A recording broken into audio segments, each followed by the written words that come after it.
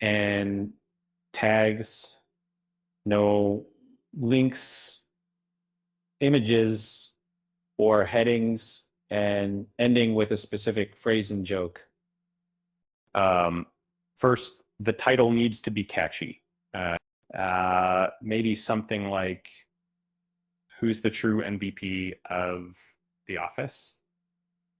Yeah, I mean, trying to take advantage for To hook readers, and then start with a question to engage, like asking if they remember a specific moment from the show, or um, the subscription reminders should be lighthearted, maybe a joke about the like button. This Next, structure the content into short paragraphs under 40 words each. Each actor's section from the original article needs to be rephrased into a storytelling format, highlighting their roles and character arcs without listing them as bullet points. Avoid mentioning their real life roles unless relevant, but the original article includes behind the scenes info, so that should be included. Incorporated joke towards the end, uh, since the article mentions Darryl's move to Austin, maybe something about warehouse management and coffee cups. Conclude with the exact phrase provided. Also, ensure all HTML is clean, no markdown, and no emojis or links. Check for any AI mentions, which should be omitted. Um, Keep the tone conversational and engaging, using phrases like "trust me" or "you know the one." Um, Avoid any technical terms from the original article, making it flow as a story rather than a listicle. Make sure each tag is concise and transitions smoothly to the next. And then finally, verify that all requirements are met: HTML format, no markdown, correct structure, joke placement, and conclusion.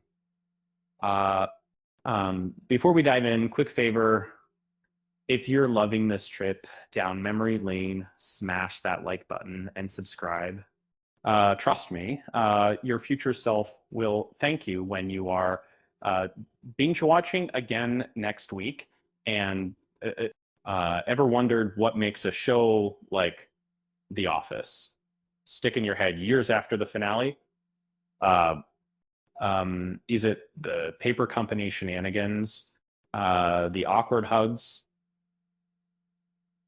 or maybe the unsung heroes who made Scranton feel like home? Let's rewind when Michael Scott's World's Best Boss mug. And so he built a universe where the real stars were the folks you'd never expect. And the ones who stole scenes while filing expense reports or microwaving chili, uh, take Melora Hardin's Jan Levinson. And corporate queen by day, candle making entrepreneur by night. She could have caught a masterclass on how to quit your job and still stay relevant. Bonus points: she parented Astrid solo. Talk about a multitasker. Leslie David Baker, Stanley Hudson. The man perfected the art of the side eye. He'd rather play Sudoku than talk to Michael, but when he finally retired to Florida, we all felt that bittersweet, good for him vibe. Even his stapler rebellion was iconic. Kevin Malone, played by Brian Baumgartner, was the accountant who made math look fun until he wasn't fine. But it was also fired by Dwight. He bounced back with a bar. And plot twist, the guy who once spilled chili on the floor became a Scranton nightlife legend. Resilience, folks. Phyllis Smith's Phyllis Vance started as a casting assistant, and what did it was, and now imagine her reading lines in an audition and the casting team going, wait, you're Phyllis. And she nailed the role from Vance Refrigeration to the party planning committee. And bonus, she married her coworker. And then I said that this was as some spirist techniques.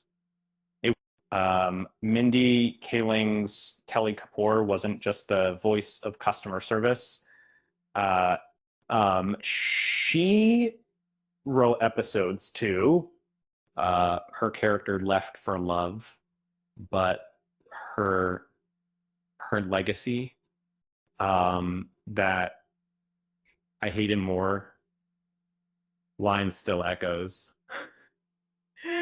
And also her text speak rant, comedy gold, BJ,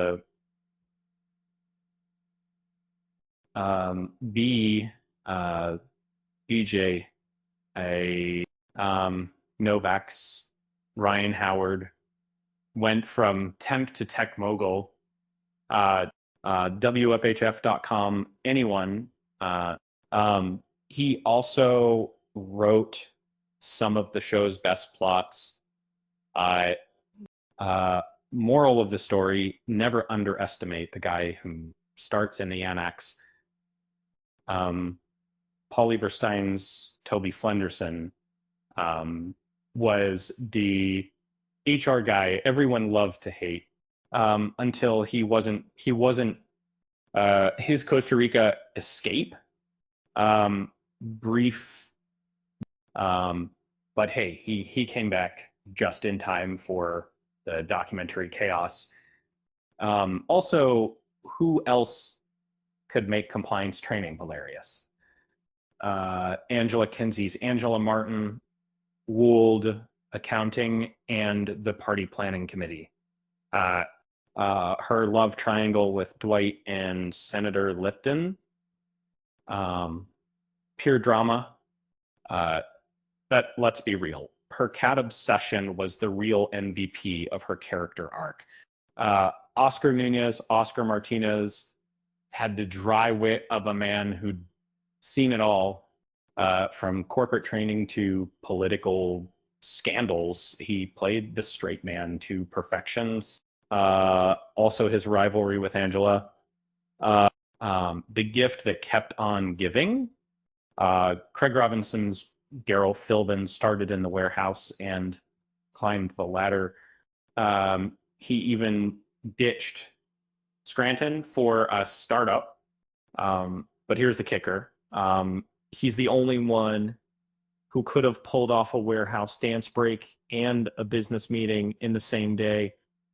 And so who deserves a standing ovation? The answer is as messy as Jim's pranks on Dwight is, but if you ask me, Darryl's the unsung hero Two, inside. Let's face it, without him, who'd have kept the warehouse copy machine alive? With that said, thanks for watching, and until next time. If you disagree, comment below. Just don't let Stanley see your Sudoku skills.